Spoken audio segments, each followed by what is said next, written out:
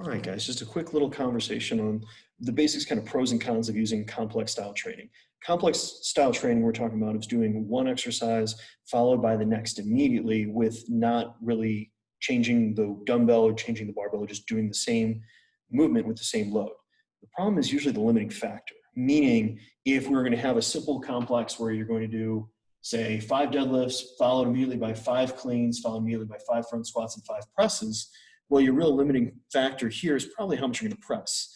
If you can press as much as you front squat, you probably need to be in the squat rack a lot more.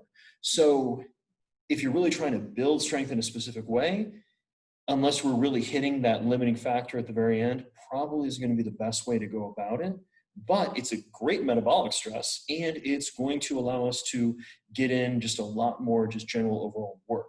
Now, I'm a big fan. You guys please look up Javorek Complexes by Istvan Javorek. His work is awesome as far as his dumbbell long cycle and short cycle. I've used that with teams before in the past and had a lot of good progress with conditioning and just getting in a lot more quality work with those movements I want them to really work on.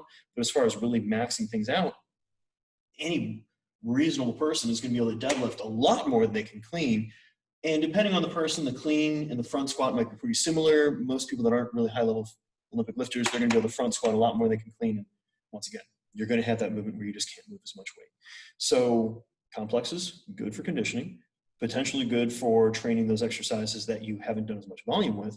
But as far as being like the end-all, be-all way to really develop an athlete, it's not going to be your best choice, especially if we're trying to really develop our strength in the other movements, not to mention when we're really looking at power development, when we're doing all those repetitions, it's really hard to have that high level of focus and high level of output.